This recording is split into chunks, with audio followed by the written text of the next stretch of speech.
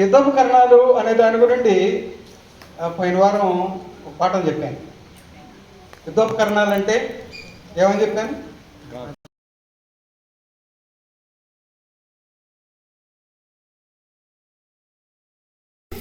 లోకానుసారులకు, దేశాలకు ఉన్నటువంటి ఆయుధ సంపత్తిని బట్టి వాళ్ళు అహంకారంతో ఉంటారు.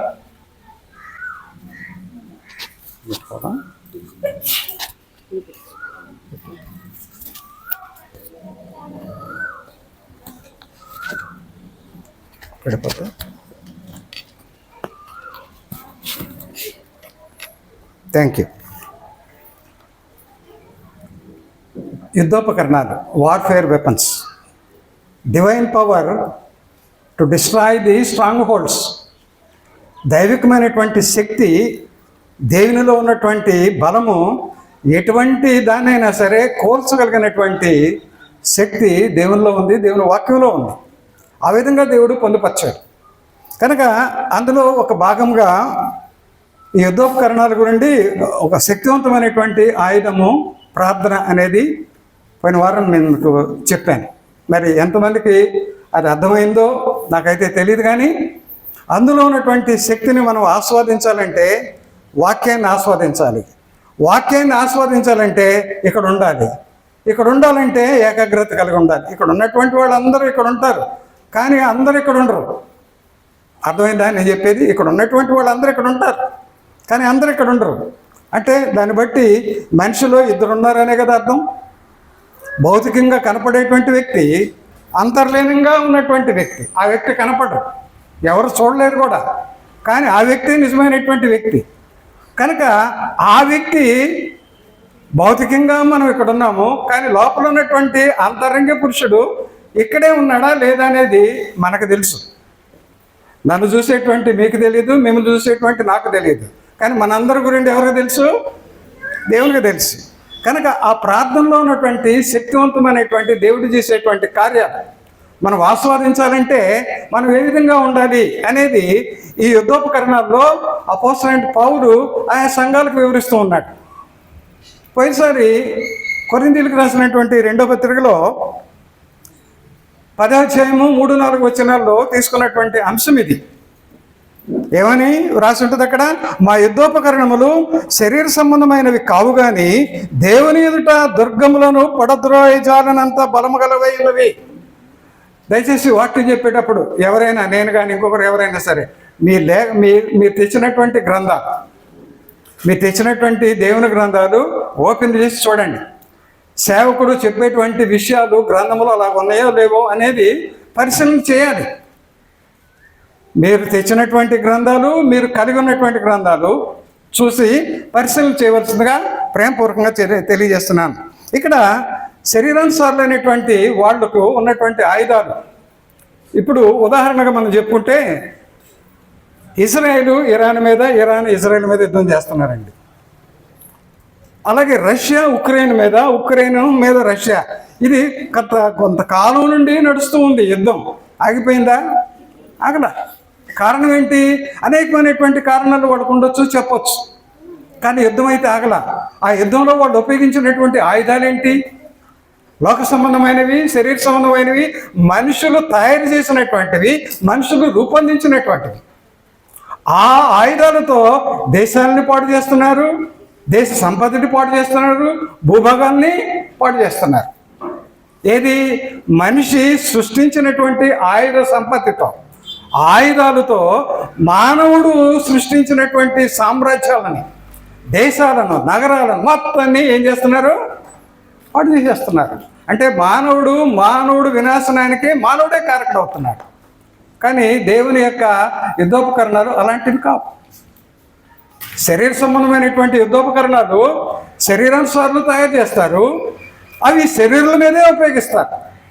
కానీ ఆత్మ సంబంధమైనటువంటి యుద్ధోపకరణాలని వాటి గురించి మనం ధ్యానిస్తూ ఉన్నాము. అందులో ప్రార్థన అనేటువంటి శక్తివంతమైనటువంటి ఆయుధం గురించి పోయిన వారం చెప్పుకున్నాం. ఈనాడు చెప్పబోయేటువంటి ఇంకొక శక్తివంతమైనటువంటి ఆయుధం విశ్వాసము.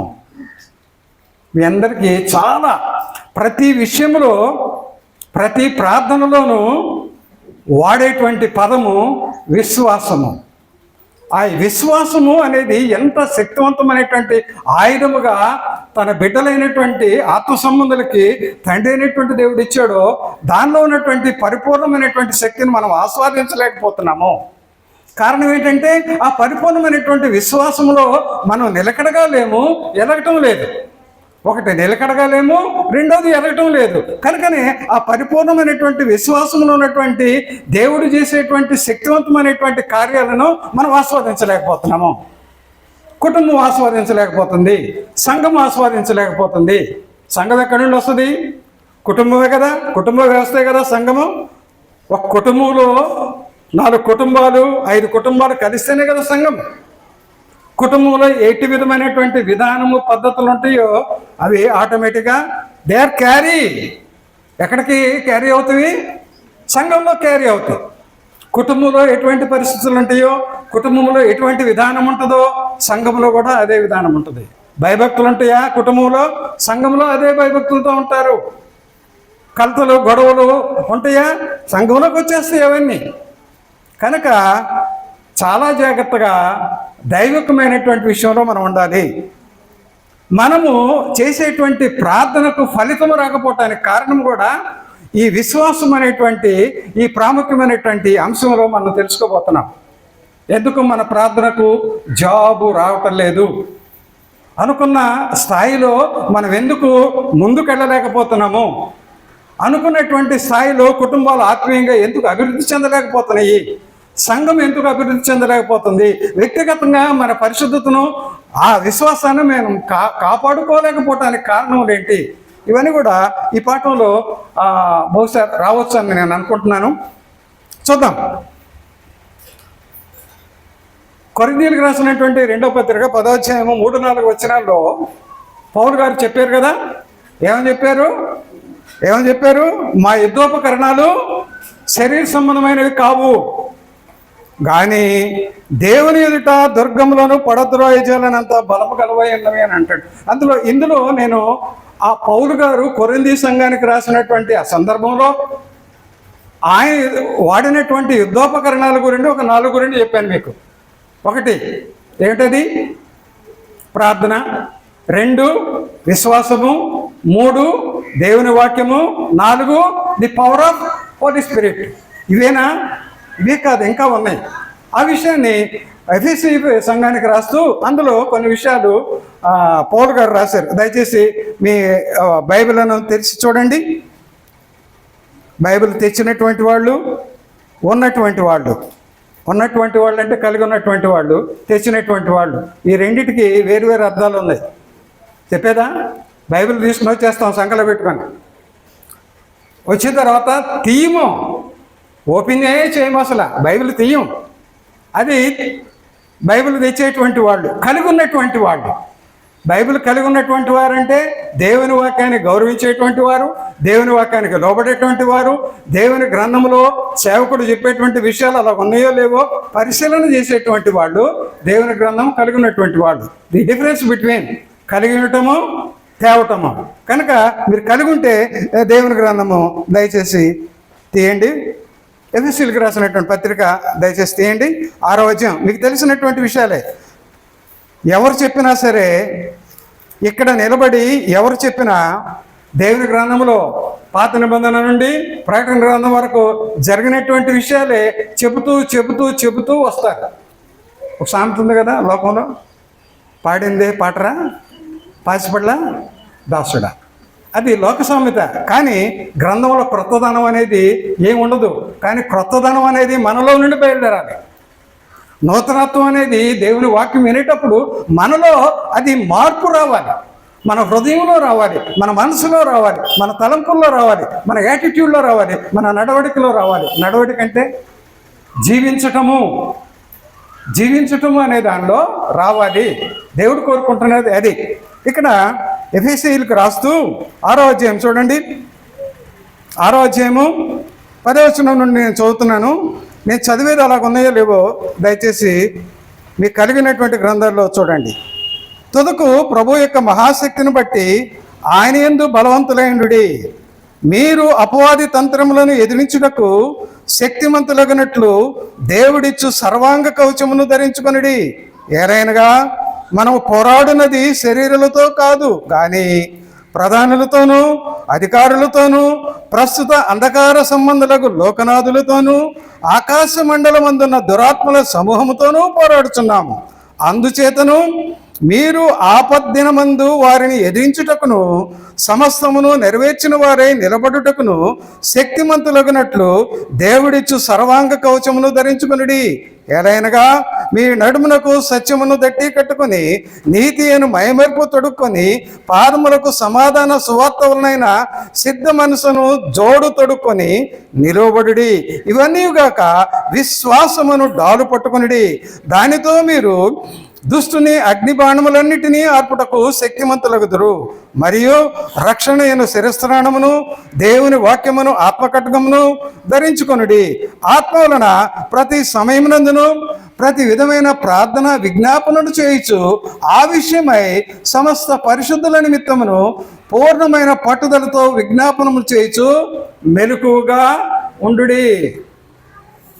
విశ్వాసంబద్ధమైనటువంటి పోరాటము దేవుని బిడ్డలైనటువంటి విశ్వాసులు పోరాడాలి. ఎవరితో పోరాడాలో అనేది ఇందులో కొన్ని అంశాలు పౌలు గారు హెచ్చరించారు. ఆ అంశాలు చొప్పునే మనం నేడు జరుగుతున్నటువంటిది క్రైస్తవంలో దేశంలో జరుగుతున్నటువంటి సంఘటనలు మీరు గమనిస్తున్నారా, చూస్తున్నారా? వార్తలు చూస్తే తెలుస్తాయి. వార్తల్లో జరుగుతున్నటువంటిది ఏంటి? ఈనాడు మణిపూర్లో జరుగుతున్నటువంటి ఆరిపోయిని మంట అనుకునేది మరలా రగిలింది. కేవలం అక్కడ క్రైస్తవులని టార్గెట్ చేసుకుని వాళ్ళని లేకుండా చేయాలని కొన్ని వార్తల్లో కొంతమంది మాట్లాడినటువంటి వ్యక్తుల యొక్క మాటలు నేను విన్నాను. ఏమని ఒక ఆయన అంటాడు, ఒక కత్తి తీసుకొని క్రైస్తవులని మొత్తాన్ని నాశనం చేసేస్తానని ఒక ఆయన అంటాడు. ఇంకొక ఆయన ఏమంటాడంటే క్రైస్తవ్యము లేకుండా ప్రార్థన మందిరాలు లేకుండా నేను చనిపోయే లోపల మొత్తం ధ్వంసం చేసేస్తానని ఒక ఆయన అంటాడు. ఇవన్నీ ఎవరు చేస్తున్నటువంటివి? అపవాది తంత్రాలతో చిక్కుకొని క్రైస్తవ్యాన్ని నామరూపాలు లేకుండా చేయాలనుకున్నా. అప్పుడు ఎప్పటి నుండి? ఆదిమ సంఘం నుండి ఇప్పటి వరకు. మరి అప్పుడు ఎలా జరిగినాయో తెలియదు, గ్రంథంలో మనం చూస్తున్నాము. కానీ ఇప్పుడు ప్రత్యక్షంగా మనం చూస్తున్నాం. క్రైస్తవుడు అని చెప్పుకోవటానికి భయపడేటువంటి పరిస్థితులు రాబోయే దినాల్లో ఉంటాయి. నేను ఈరోజు చెప్తున్నాను, క్రైస్తవుడు అని చెప్పుకోవటానికి, క్రైస్తవులు ఉండని చెప్పుకోవటానికి రాబోయే దినాల్లో భయపడే రోజులు ఉన్నాయి. ఈనాడు సౌత్ సైడ్ అంతా కూడా ఇళ్లల్లో ఆరాధన చేసుకునేటువంటి విధానం.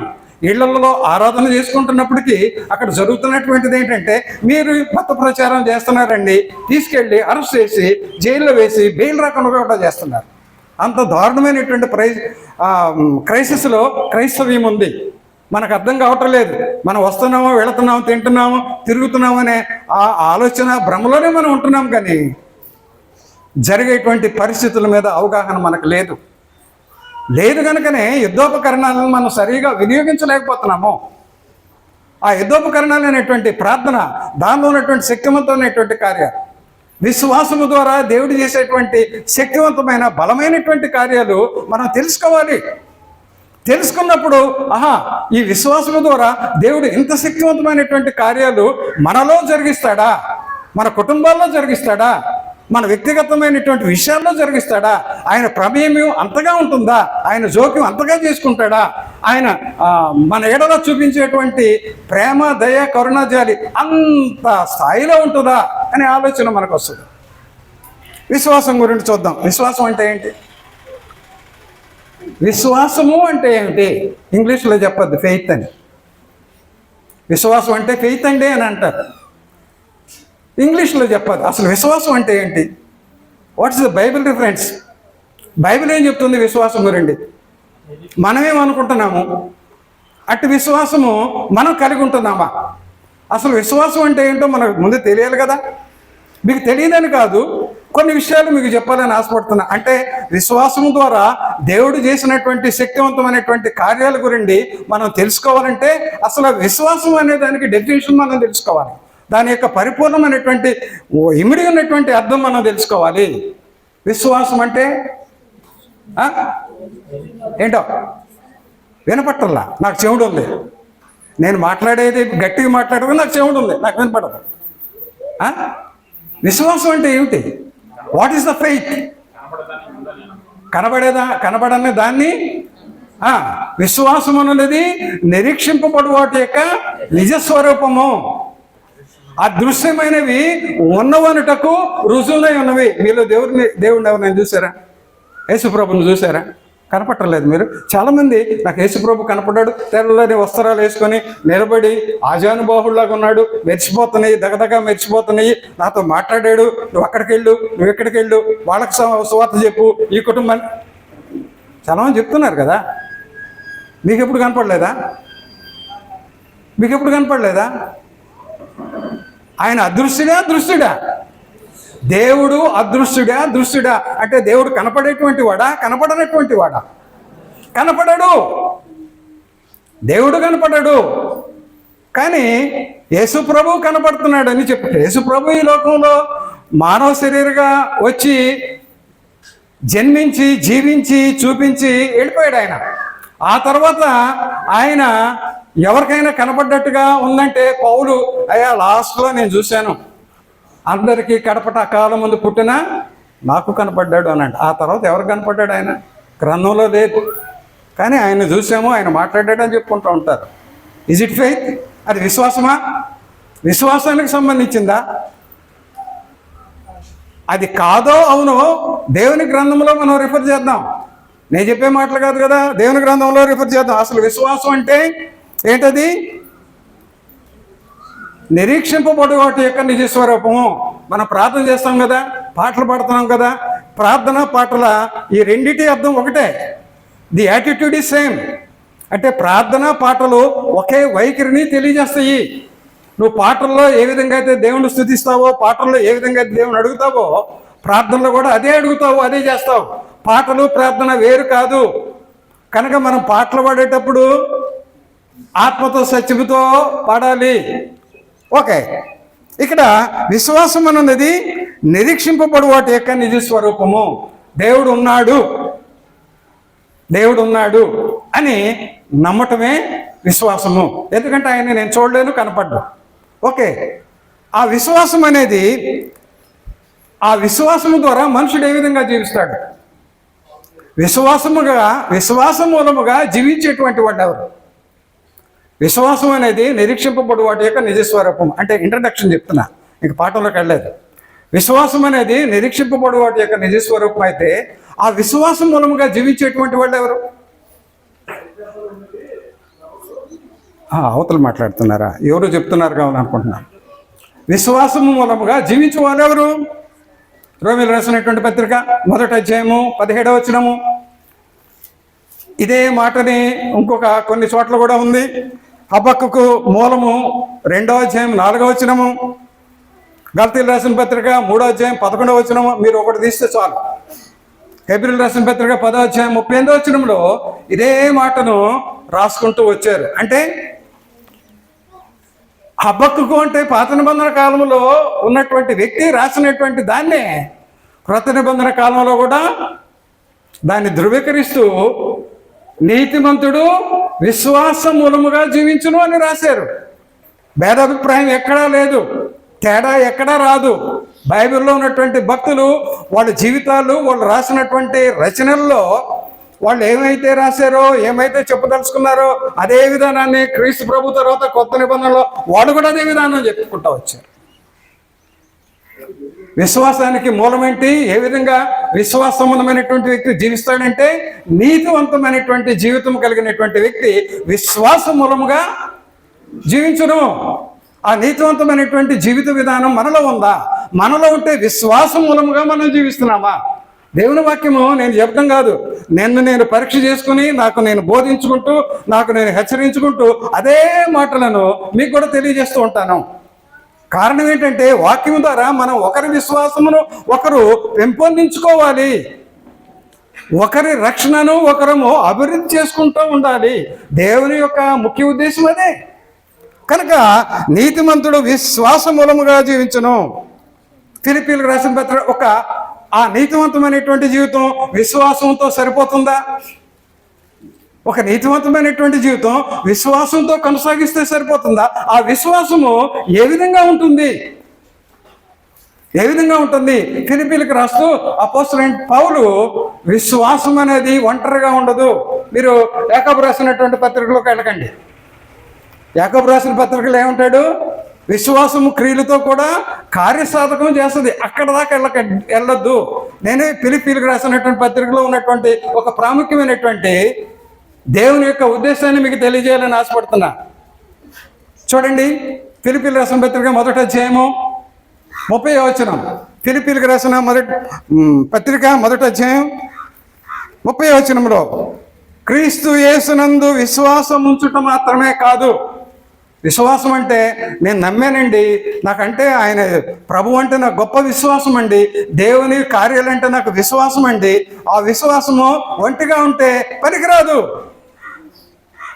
కాల్చబడాలి, శోధించబడాలి, శ్రమపడాలి. అప్పుడే ఆ విశ్వాసానికి తగినటువంటి ఫలితం దేవుని ద్వారా మనం పొందగలం. అక్కడే ఆ విషయాన్ని రాస్తున్నాడు ఆయన. తీసారా? ఏమనుందండి అక్కడ? క్రీస్తునందు విశ్వాసం ఉంచుట మాత్రమే గాక ఆయన పక్షమున. ఎవరి పక్షమున? ఎవరినందు విశ్వాసం ఉంచుతున్నాము? ఆయన పక్షమున. ఎవరినందు విశ్వాసం ఉంచుతున్నాం అంటే క్రీస్తు పక్షమున విశ్వాసం ఉంచుతున్నాము. కనుక క్రీస్తు పక్షమునందు విశ్వాసం ఉంచేటువంటి మనము అనుగ్రహింపబడినటువంటిది ఏంటి? ఇంకొకటి, ఆయన పక్షమున విశ్వాసం ఉంచటం మాత్రమే కాక ఆయన పక్షమున శ్రమపడుటయు ఆయన పక్షమున మీకు అనుగ్రహించబడిన అంటాడు ఫిలిప్పీ సంఘానికి రాస్తాడు. విశ్వాసం ఒకటే కాదు మీకు ఉండాల్సింది. ఆ విశ్వాసం నీకుంటే నువ్వు శ్రమపడాలి. శ్రమపడినప్పుడే నీ విశ్వాసానికి తగినటువంటి ఫలితాన్ని నువ్వు పొందగలవు. ఎలా పొందగలవు అంటే వ్యక్తిగతమైనటువంటి జీవితంలో పొందగలవు, కుటుంబ జీవితంలో పొందగలవు, సంఘ జీవితంలో పొందగలవు, సమాజంలో పొందగలవు, నువ్వు చేసేటువంటి ప్రతి పనిలో, ఉద్యోగంలో పొందగలవు. ఎప్పుడు నువ్వు శ్రమపడినప్పుడు, శ్రమపడకుండా నా జీవితం హాయిగా ఉంది, సంతోషంగా ఉంది, నేను దేవుణ్ణి నమ్మానండి, నా అప్పులన్నీ పోయినాయండి, నేను దేవుణ్ణి నమ్మానండి, నా పిల్లలకు పెళ్ళిళ్ళు అయిపోయినాయండి, నేను దేవుణ్ణి నమ్మానండి, 55,000 అప్పు ఉంది, తీరిపోయిందండి. హౌ? ఎలాగా? దేవుడు పైనుండి వచ్చి నీ అప్పు తీరుస్తాడా? నేను విశ్వాసం ఉంచుతున్నానండి, నమ్మానండి, నా పిల్లలు బయట దేశాలకు వెళ్ళిపోయారండి. ఎలాగా? కాదు ఇది. That is not a real faith. నువ్వు ఒకవేళ విశ్వాసం ఉంచితే నువ్వు శ్రమానుభవము నీ జీవితంలో కలిగి ఉండాలి. దేవుని వాక్యం చెప్తుంది, నేను చెప్పేటువంటి మాట కాదు. తర్వాత చూడండి, ఈ విశ్వాసం అనేది మనిషిలో లేకపోతే దేవుని దృష్టికి అంగీకారంగా ఉండడు, దేవునికి ఇష్టడై ఉండదు. హెబ్రీయుల రాసిన పత్రిక నేను పరిగెడుతున్నాను, సమయం చాలేమోనని, నాతో మీరు కూడా పరిగెత్తండి. హెబ్రీయుల రాసిన పత్రిక 11వ అధ్యాయం 6వ వచనం మీ అందరికీ తెలిసినట్టు కంఠస్థ వాక్యము అండర్లైన్ చేసుకోండి, హైలైట్ చేసుకోండి. ఇది హెబ్రీయుల రాసిన పత్రిక 11వ అధ్యాయం 6వ వచనము, కంఠస్థ వాక్యము అండర్లైన్ చేసుకోండి, హైలైట్ చేసుకోండి. విశ్వాసము లేకుండా దేవునికి ఇష్టడై ఉండుట అసాధ్యం అన్నాడండి. అసాధ్యం అనేది ఎంత మాట, ఎంత తీవ్రమైనటువంటి పదం అక్కడ వాడేటంటే, విశ్వాసం లేకుండా నువ్వు దేవునికి ఇష్టడై ఉండుట అసాధ్యము. కనుక మనం విశ్వాసం ఉంచుతున్నామంటే దాంతో శ్రమానుభవం మన జీవితంలో ఉందా లేదనేది మనం పరీక్ష చేసుకోవాలి. కాబట్టి చూడండి, గలతీయుల రాసిన పత్రిక 3వ అధ్యాయం 9వ వచనం. నేను ఎక్కువగా విశ్లేషణ చేయట్లేదు, ఆ ఇంట్రడక్షన్ చెప్తున్నా. విశ్వాసం అనే దాని గురించి, విశ్వాసం లేకుండా దేవునికి ఇష్టడైనట అసాధ్యము. దేవుని యొద్దకు వచ్చువాడు ఆయన ఉన్నాడనియు తను వెతుకు వారికి ఫలము దయచేయవాడనియు నమ్మవలేను కదా. విశ్వాసానికి పర్యాయపదమైన ఇంకోటి ఏంటి? నమ్మకం. మనం దేవుని దగ్గరికి వస్తున్నామంటే, ఆయన వెతుకుతున్నామంటే, ఆయన సన్నిధిలో ఆరాధిస్తున్నామంటే, ఆ విశ్వాసంతో మనం ఆయన చెప్పినట్టుగా జీవిస్తున్నామంటే తప్పకుండా దేవుడు నాకు మేలు చేస్తాడు. ఇది విశ్వాసము. ఆ నమ్మకంతో మనం వెళ్ళాలి. ఉంటే మన కుటుంబంలో, వ్యక్తిగతంగా కుటుంబంలో, సంఘపరంగా కార్యాలు జరుగుతున్నాయా? అటు విశ్వాసం ఉంటే. జరగటం లేదు అంటే ఆ విశ్వాసంలో లోపం ఉన్నట్టే కదా, ఆ నమ్మకంలో లోపం ఉన్నట్టే కదా. మన పరిశీలన చేసుకోగలుగుతున్నామా? చేసుకోవాలని దేవుని వాక్యం చెప్తుంది. ఓకే, కాబట్టి చూడండి, ఇంకొక వచనం చూద్దాం. గలతీయులు రాసినటువంటి పత్రిక 3వ అధ్యాయం 9వ వచనం. దయచేసి దేవుని గ్రంథం కలిగి ఉన్నటువంటి వాళ్ళు పేజీలు తిప్పండి, దయచేసి చూడండి. గలతీయులకు రాసిన పత్రిక 3:9 కాబట్టి విశ్వాస సంబంధులే విశ్వాసము గల అబ్రహాముతో కూడా ఆశీర్వదించబడదురు. నీకు విశ్వాసం ఉంటే ఆ విశ్వాసము శ్రమలతో కూడుకున్నది అయితే ఆ శ్రమలను జయించి నీ విశ్వాసాన్ని నువ్వు కాపాడుకోగలిగితే ఏ విధమైనటువంటి దేవుని నుండి నీకు వచ్చేది ఆశీర్వాదం. మళ్ళీ చూద్దాం. కాబట్టి విశ్వాస సంబంధులే విశ్వాసము గల అబ్రహాముతో కూడా ఆశీర్వదింపబడుదురు. ఎందుకు అక్కడ ప్రతి లేఖనములో ప్రతి పాఠములో అబ్రహాము లేకుండా పాఠం ఉండదు, ముగియదు. కారణం ఏంటంటే విశ్వాసులకు తండ్రి కనుక అబ్రహాము లేకుండా విశ్వాసం అనేటువంటి పదము మనం వాడలేము. దేవుడు ఇచ్చినటువంటి ఆశీర్వాదం అబ్రహాముకు అలాంటిది.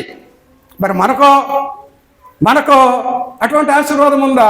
ఉండాలని ఆశ లేదా? మనకి ఉంటుంది, కానీ విశ్వాసంలో లోపం ఏదో ఉంది. ఆ లోపాన్ని సరి చేసుకోవాలి. దేవుని వాక్యం అందుకే ఆయన ఇచ్చాడు. ఇంకొక లేఖన భాగం చూద్దాం.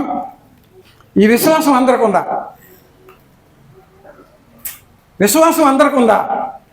లోకంలో లేదు, బయట లేదు. ఇక్కడ ఉన్నటువంటి వాళ్ళకి అందరికీ విశ్వాసం ఉందా? దేవుని నమ్మినటువంటి వాళ్ళని, క్రీస్తు ప్రభు అంగీకరించినటువంటి వాళ్ళని విశ్వాసము అందరికీ ఉందా? లేదని పౌలు చెప్తున్నాడు. అది వాస్తవం కాదో మనల్ని మనం పరిశీలన చేసుకుందాం. చూడండి, దశలోనికైలకు రాసినటువంటి 2వ దశ 3వ అధ్యాయం 2వ వచనంలో, 2వ దశ 3వ అధ్యాయం 2వ వచనంలో విశ్వాసము అందరికీ లేదు. ఎవరికి లేదు? ఎవరి గురించి చెప్తున్నాడు ఆయన? బయట వాళ్ళ గురించి చెప్తున్నాడా? బయట వాళ్ళ గురించి చెప్పలేదు ఆయన. గ్రంథం ఎవరికి రాశారు? బయట వాళ్ళకా? లోపల ఉన్నటువంటి వాళ్ళకా? లోపల ఉన్నటువంటి వాళ్ళే, లోకంలో ఉన్నటువంటి వాళ్ళకి కాదు, లోపల ఉన్నటువంటి వాళ్ళకే. వాళ్ళకే విశ్వాసం లేదు అని అంటున్నాడు ఆయన. ఎంత తీవ్రమైనటువంటి మాట! ఎప్పుడైనా మనం దీని గురించి ఆలోచన చేశామా? ఆలోచన చేయలేదు. ఒక వ్యక్తిని చెప్పేదా మీకు?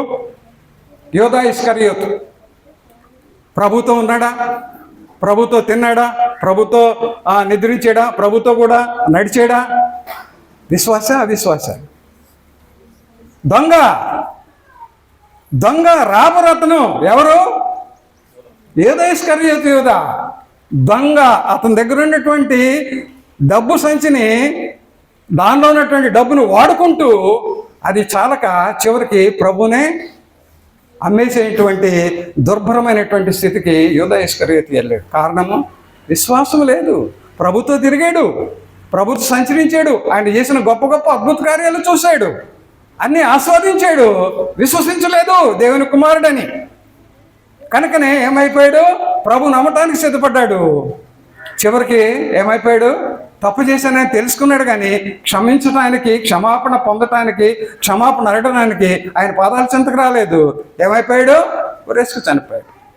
కనుక విశ్వాసం లేకపోతే అట్టి విధమైనటువంటి స్థితిలోకి వెళతారని దేవుని వాక్యం చెప్తుంది. పాఠంలోకి వస్తున్నాను. ఒక అరగంట చెప్పొచ్చా? ఒక అరగంట, 10:30 కల్లా ముగించేస్తాను. ఓకేనా? 10:30 ఈ లోపే, ఇచ్చిన మాట తప్పను. 10:30 కల్లా ముగించేస్తాను. ఎందుకంటే ఇప్పటివరకు మీకు చెప్పింది ఇంట్రడక్షన్ ఓన్లీ, పాఠంలోకి రాలే. ఇప్పుడు వస్తున్నా, శ్రద్ధగా వినండి, ఇంట్రెస్టింగ్గా ఉంటుంది. మీకు ఒక కథలాగా చెప్తాను. ఇది జరిగినటువంటి సంఘటన, ఒక కథలాగా మీకు చెప్తాను, వినండి, ఇంట్రెస్టింగ్గా ఉంటుంది. అది యెహోషువ నాయకత్వంలో, అంటే యెహోషువ నాయకత్వం ఎప్పుడు వచ్చింది? మోషే చనిపోయిన తర్వాత యెహోషువని అభిషేకించి, నాయనా నా బాధ్యత నువ్వు తీసుకో, ఈ ఇశ్రాయేలీయుల్ని ఇంతవరకు నేను నడిపించాను ఆయన దయ వలన, కనుక నీవు కూడా ఆయన దయ పొంది ఈ ఇశ్రాయేలీయుల్ని నడిపించు. ఎంతమంది అండి ఇశ్రాయేలీయులు? ఎంత జనాంగం?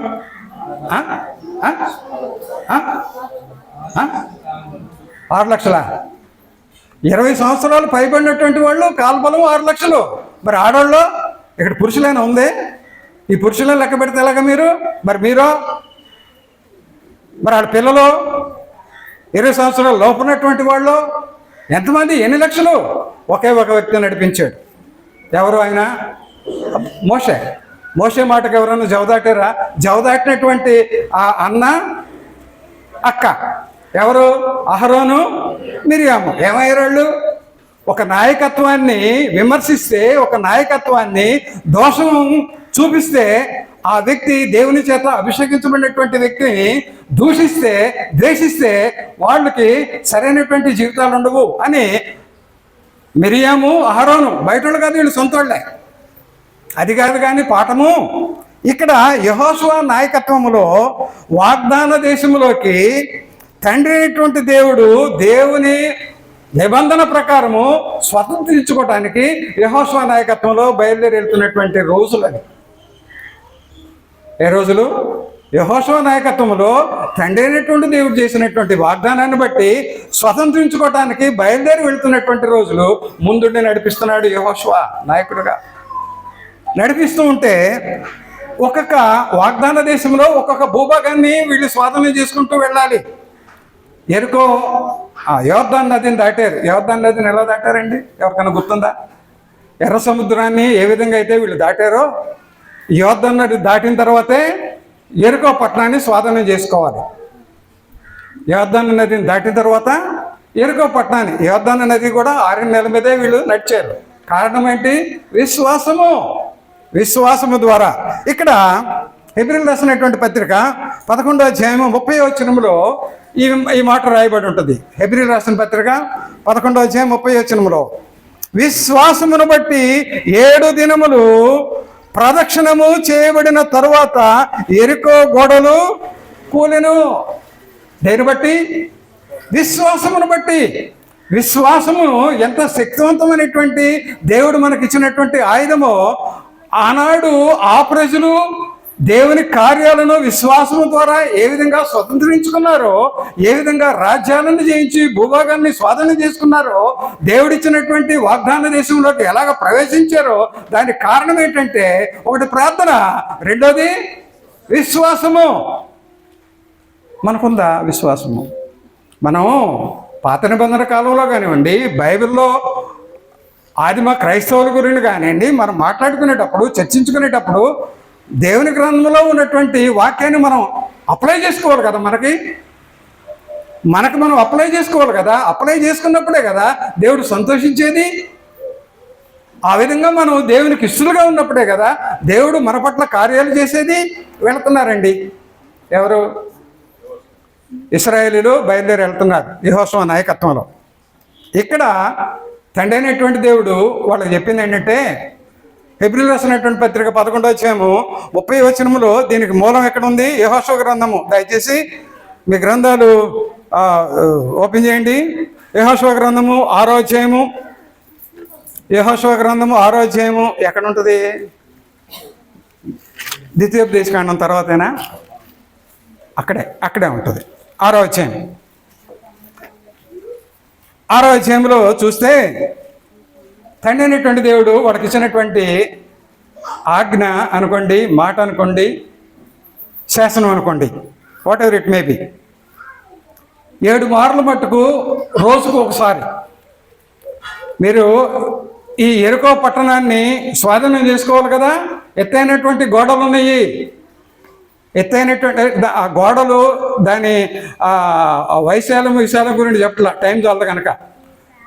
ఎత్తైన గోడలు చాలా బలీయమైనటువంటి, చాలా పురాతనమైనటువంటిదంట ఆ ఎరుకో పట్టణం.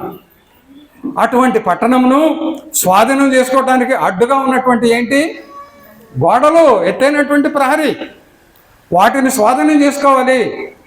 ఎలా స్వాధీనం చేసుకోవాలి? తండ్రి అయినటువంటి దేవుడు ఇశ్రాయేలుకి ఒక మాట చెప్పాడు. రోజుకు ఒకసారి ఆ పట్టణం చుట్టూ మీరు ప్రదక్షిణ చేయాలి. ప్రదక్షిణ అంటే మీకు బాగా తెలుసు, ఎందుకంటే ఇక్కడ కనపడితే తిరుగుతూ ఉంటారు కదా.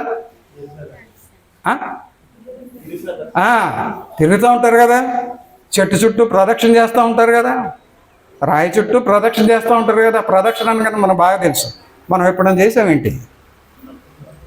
మనం ఎప్పుడైనా చేసామా? చేయకపోతే సంతోషమే. వీళ్ళు చేశారంట. ఎవరు? ఇశ్రాయేలీలు. ఎందుకు చేశారు? దేవుడు చెప్పాడు. ఏమని చెప్పాడు? పట్టణం చుట్టూ రోజుకి ఒకసారి అలా ఒక రౌండ్ వేయండి.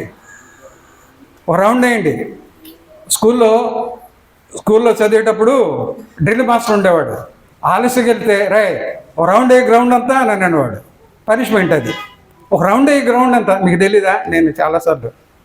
నేను చాలాసార్లు లేట్కి వెళ్ళేవాడిని, చాలాసార్లు రౌండ్ వేసేవాడిని. అలాగా ఈయన ఏం చేశాడంటే, యెహోషువ తండ్రి అయినటువంటి దేవుని ఆదేశానుసారంగా, అయ్యా మీరు ఒక రౌండ్ వేయండి. ఏ రౌండ్ అది? ఎరుకో పట్టణం చుట్టూ ఒక రౌండ్ వేయండి. శ్రమతో కూడుకున్నటువంటిదా? సంతోషంతో కూడుకున్నటువంటిదా? ఎంత శ్రమ! నడవాలి కదా. గుర్రాల మీద తిరిగారా? గాడిదల మీద ఎక్కారా?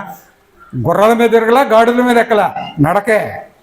చుట్టూ తిరగండి అలాగ రోజుకోసారి 6 సార్లు అలా తిరగండి. 7వ రోజు ఏం చేయాలి? నేను లేఖనాలు తీయట్లేదు, టైం చాలండి. 7వ రోజు ఏం చేయాలంటే 7 మార్లు. మీరు 6 రోజులు ఒక్కొక్క రౌండ్ వేసారు కదా, 7వ రోజు 7 రౌండ్లు వేయండి. 7 సార్లు తిరగండి. దేని చుట్టూ? ఆ ఎరుకో పట్టణం చుట్టూ తిరగండి 7 సార్లు. ఎప్పుడైతే యాజకులు బోర్లు ఊదుతారో, ఎప్పుడైతే సౌండ్ మీకు వినపడుతుందో కేకలేయండి. వెనక ఎవరున్నారు? దేవుని మందసం ఉంది. యాజకులు దేవుని మందసం తీసుకొస్తూ ఉంటారు. మీరేం చేస్తారు? 7 సార్లు తిరగాలి. దేనికి సంబంధించినటువంటిది ఇది? ఎందుకు చెప్తున్నాను నేను? అక్కడ హెబ్రీ రాసిన పత్రికలో వ్రాయబడినటువంటి ఆ మాటను అనుసరించే కదా ఈ లేఖన భాగాన్ని మనం చూస్తున్నాము. విశ్వాసమును బట్టి 7 దినములు ప్రదక్షిణము చేయబడిన తర్వాత ఎరికో గోడలు కూలెను. ఫిరంగులతో పేల్చారా? బాంబులతో పేల్చారా? ఆనాడు ఉన్నాయా? లేవే. ఆనాడు ఏమన్నా యుద్ధ పరికరాలు వాడారా? వాళ్ళు భౌతికపరమైనటువంటి పరికరాలు ఏమైనా వాడారా ఎరుకో గోడలు కూలటానికి? విశ్వాసము, ఓన్లీ ఫెయిత్. ఒక విశ్వాసము ద్వారా తండ్రి చెప్పినటువంటి ఆ విశ్వాసాన్ని పాటించడం ద్వారా ఆ విశ్వాసంలో ఉన్నటువంటి శ్రమానుభవమును అనుభవించిన తర్వాత ఏమైపోయినాయండి? ఎరుకో గోడలు కూలిపోయినాయి. అయితే ఎరుకో పట్టణాన్ని స్వాధీనం చేసుకునేటప్పుడు దేవుడు ఒక మాట చెప్పాడు. అబ్బాయిలు, ఈ ఎరుకో పట్టణాన్ని, దానిలో ఉన్నదాన్ని మొత్తాన్ని నేను శపించేసాను. అందులో మీరు ఏం ఆశించొద్దు. ఏముంటాయి పట్టణంలో? బంగారం ఉంటుందా? వెండి ఉంటుందా? విలువ కలిగినటువంటి వస్తు సామాగ్రి ఉంటుంది కదా. ఆశిస్తారేమో, ఆశించొద్దు సుమా. అవన్నీ శపించాను, ధనాగారంలో వేసేయండి. ఒకవేళ మీరు ఆ మాట దాటి దాటి కనుక మీరు చేశారో శాపం మీ పాడానికి శాపం చుట్టుకుంటుంది. దేనికి చుట్టుకుంటుంది? పాడానికి శాపం చుట్టుకుంటుంది అంట. దేవుని మాట చెప్పాడు. వెళ్ళారు వీళ్ళు, చక్కగా స్వాధీనం చేసుకున్నారు. స్వాధీనం చేసుకున్న తర్వాత ఆ రెండవది, అంటే పాటలోకి వచ్చేస్తున్నాం, సమయం చాలదని. రెండవది ప్రక్కనే ఉంది హాయ్ పట్టణం ఉంది ఇంకొకటి, దాన్ని స్వాధీనం చేసుకోవాలి. ఎరుకో జనాభా ఎంతో మనకు తెలియదు. విశ్వాసము ద్వారా ఎరుకో పట్టణాన్ని దేవుడు చెప్పినటువంటి విధానము ద్వారా దాన్ని స్వాధీనం చేసుకున్నారు. నెక్స్ట్ హాయ్ పట్టణం మీదకి వెళ్ళాలి వీళ్ళు. ఎవరు వెళ్ళాలి? మనమా? ఇశ్రాయేలీలు వెళ్ళాలి. వెళ్ళారు. ముందు యెహోషువ ఏం చేశాడంటే ఎరుకో కూడా వేగుల వాళ్ళని పంపించారు, స్పైస్ని. ఈ హాయ్ పట్టణం దగ్గర కూడా మీరు వెళ్ళి చూడండి అయ్యా అని కొంతమందిని పంపిస్తారు. ఎరుకో హాయ్ పట్టణానికి వెళ్ళి, అయ్యా మనం అంతమంది వెళ్ళాల్సిన పర్లేదు, ఎక్కువ మంది వెళ్ళాల్సిన పర్లేదు, తక్కువ మంది ఉన్నారు. హాయ్ పట్టణం అసలు ఎంతమంది ఉన్నారు? చాలా స్వల్పమైనటువంటి జనాంగం. 8వ అధ్యాయము,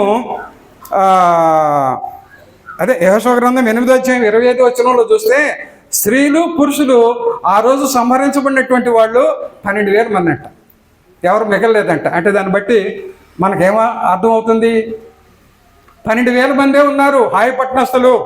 కనుక మీరు ఎక్కువ మంది వెళ్ళాల్సిన పర్లేదు, ఒక 2-3 వేలు వెళ్తే సరిపోతుంది. ఎందుకు? ఇశ్రాయేలీయులకి దేవుడు ఇచ్చినటువంటి శక్తి సామర్థ్యాలు ఎలాంటివి? మీలో ఒకడు 1000 మందిని తరుముతాడు, ఒకడు 10,000 మందిని తరుముతాడు అనే శక్తి సామర్థ్యాలు ఇశ్రాయేలీయులకి తండ్రి అయినటువంటి దేవుడు ఇచ్చాడు కదా. అంత శక్తి సామర్థ్యాలు, అంత బలశాలులు కదా వీళ్ళు. కనుకనే 3,000 మంది వెళ్తారండి. ఎక్కడికి? మీరు ఇది 6వ అధ్యాయము 7వ అధ్యాయం మీరు చదివితే ఈ విషయాలన్నీ ఉంటాయి. నేను కథలాగా చెప్తాను అన్నాను కదా, మాట తప్పుతున్నా, కథలాగా చెప్తున్నా. ఈ హాయ్ పట్టణం మీదకి 3,000 మంది వెళ్తారండి. వెళ్ళిన తర్వాత ఏమవుతుంది? 36 మంది చచ్చిపోతారు. 3,000 మంది వెళ్ళారు, 36 మంది చనిపోయారు. ఇదేంటి? ఒక ప్రదక్షిణ చేస్తేనే ఎరుకో గోడలు కూలిపోయినాయి కదా, మరి 3,000 మంది వెళ్ళి ఆ 12,000 మందిని జయించలేకపోయారా వీళ్ళు? ఎస్, ఓడిపోయారు. కారణం దేవుడు చెప్పాడు కదా, ఏమని చెప్పాడు?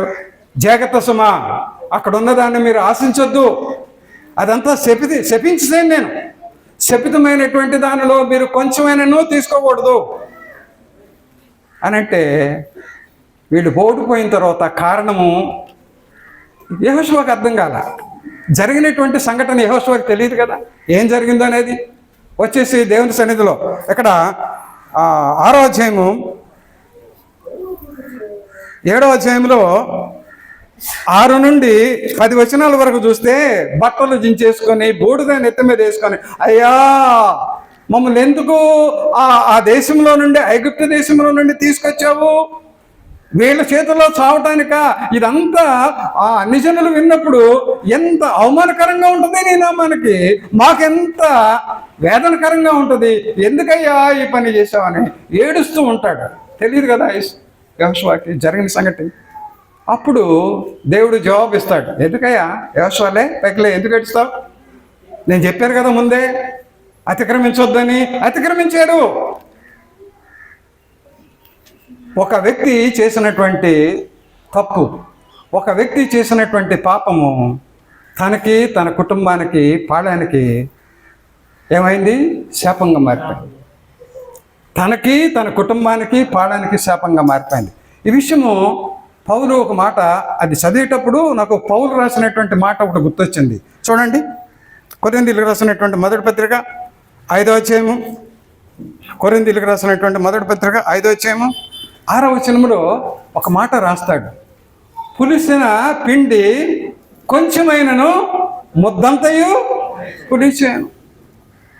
ఒక్క ఆకాను చేసినటువంటి తప్పు, ఒక ఆకాను చేసినటువంటి తప్పు ఆజ్ఞను అతిక్రమించాడు గనక అది ఎవరికి శాపమైంది? పాళెమంతటికి. ఇశ్రాయేలీలంతా కూడా ఒక సంఘమేనా? ఇశ్రాయేలీలంతా సంఘమేనా? ఒకసారి చూడండి, లేవీయులకు రాసినటువంటి గ్రంథము, లేవి కాండము చూడండి, 23వ అధ్యాయము, లేవి కాండము 23వ అధ్యాయము 2 నుండి చూస్తే మనకు అర్థమవుతుంది. మనం ఎలాగైతే కూడుకుంటున్నామో, మనం ఎలాగైతే తండ్రిని ఆరాధిస్తున్నామో, మనం ఎలాగైతే దేవుని రాజ్య సంబంధులమో, మనం ఎలాగైతే దేవుని సంఘమో, క్రీస్తు సంఘమో, వాళ్ళు కూడా సంఘమే. లేవీయులకు రాసినటువంటి గ్రంథము, లేవి పుస్తకము 23వ అధ్యాయము తీసారా? 2వ వచనం నుండి చదువుతున్నాను. నీవు ఇశ్రాయేలీలతో ఇట్లనము, మీరు చాటింపవలసిన యెహోవా నియామక కాలములు ఇవే. ఈ కాలముల యందు మీరు పరిశుద్ధ సంఘములుగా కూడుకొనవలెను.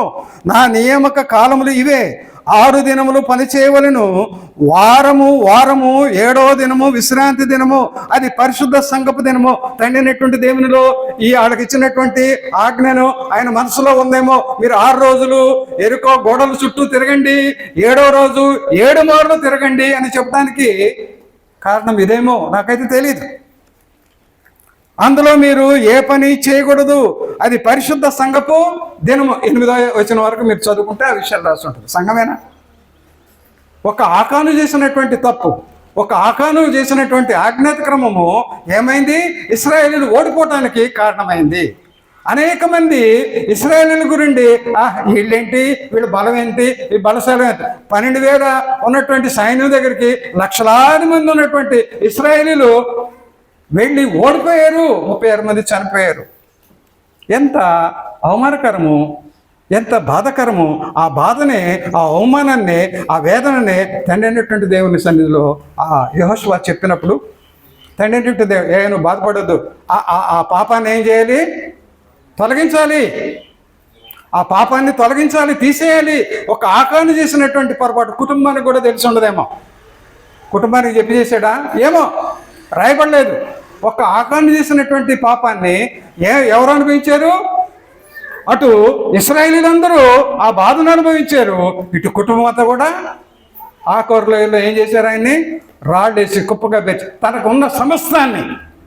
తనకున్నటువంటి సమస్తాన్ని 6-7 అధ్యాయాలు మీరు చూస్తే తనకున్నటువంటి సంస్థ. అది ఒకసారి చదివి ఇటు వచ్చేద్దాం. చూడండి 7వ అధ్యాయము, యెహోషువ గ్రంథము 7వ అధ్యాయము 25, 26 వచనాలు చదువుతున్నాను. యెహోషువ గ్రంథము 182వ పేజీ పాత నిబంధనలో 7వ అధ్యాయము 25, 26 వచనాలు. అప్పుడు యెహోషువ, నీవేళ మమ్మను బాధపరిచితివి, నేడు యెహోవా నిన్ను బాధపరచుననగా ఇశ్రాయేలీయులందరూ వానిని రాళ్లతో చావగొట్టిది. వారిని రాళ్లతో కొట్టిన తర్వాత అగ్ని చేత కాల్చి వారి మీద రాళ్లను పెద్ద కుప్పగా వేసిరి. అది నేటి వరకు ఉన్నది. అప్పుడు యెహోవా కోపోద్రేకము విడిచిన వాడై మళ్ళుకొనెను.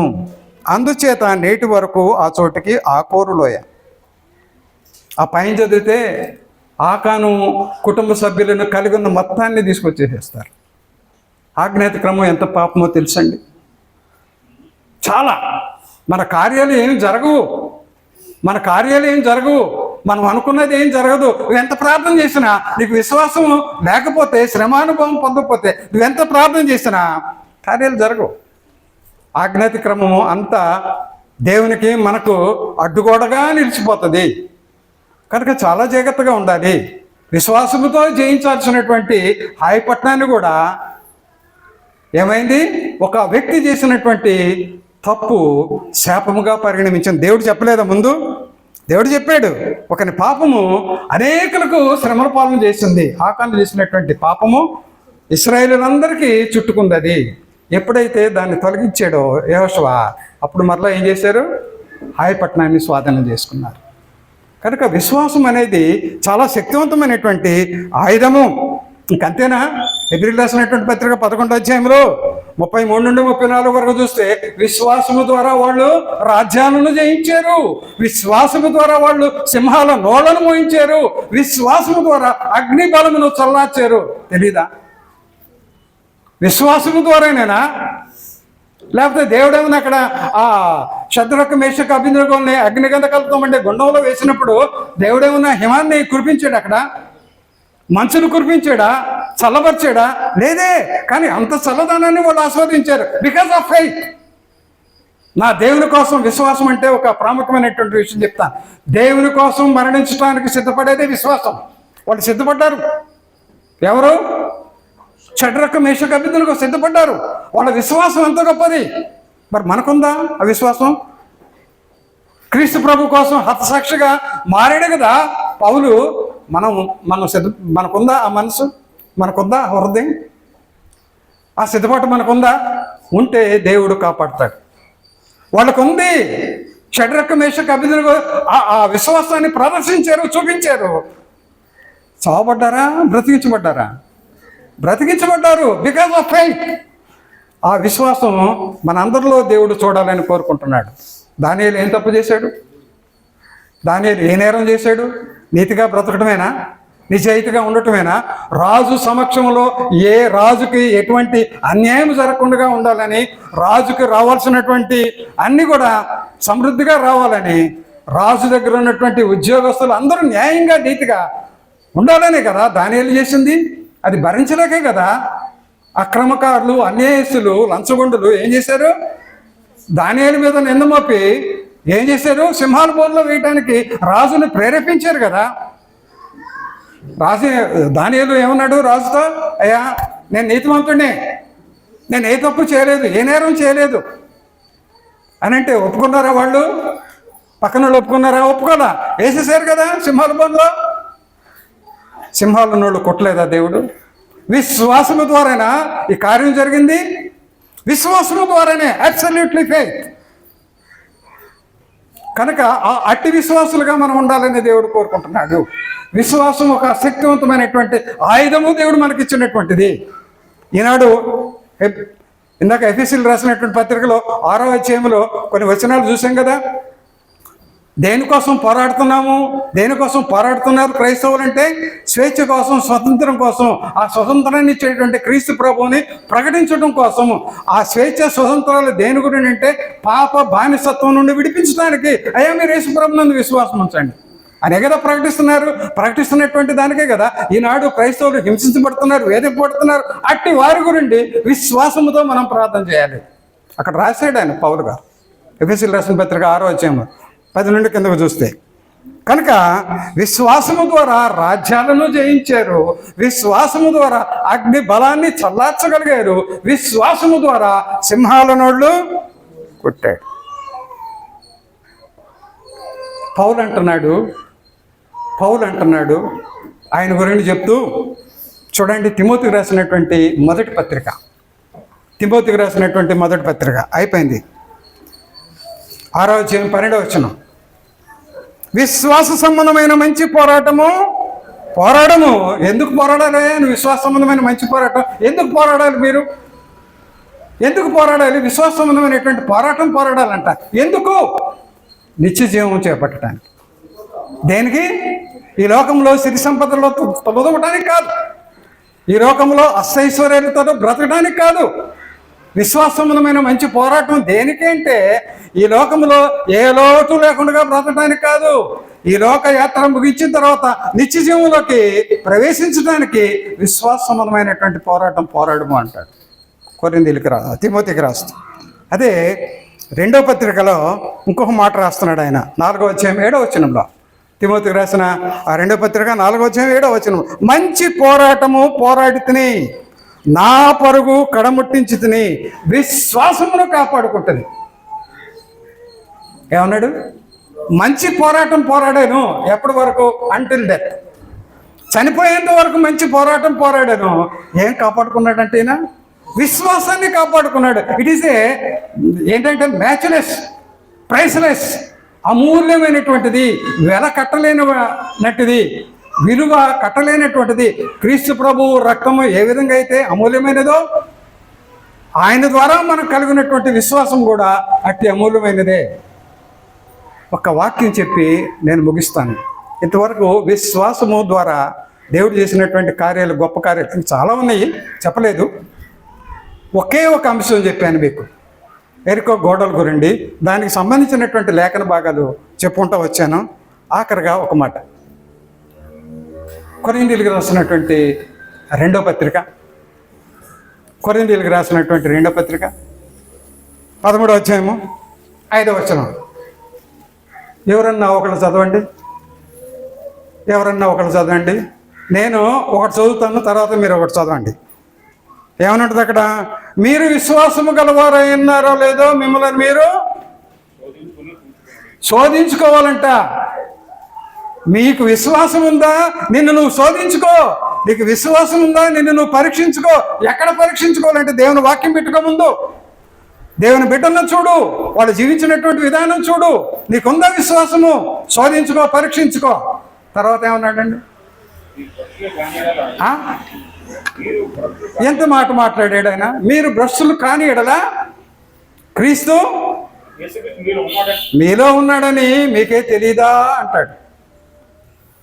కనుక మన విశ్వాసాన్ని మనం కాపాడుకోవాలి, ఆ విశ్వాసాన్ని వెంబడించాలి, నిత్య జీవం చేపట్టాలి. ఇంతవరకు ఓపికతో ఉన్న మీ అందరికీ వందనాలు తెలియజేస్తున్నాను. సంఘం ద్వారా ఈ పాఠం చెప్పే అవకాశాన్ని ఇచ్చినందుకు సంఘం ద్వారా తండ్రి అనేటువంటి దేవునికి వందనాలు చెప్తున్నాను.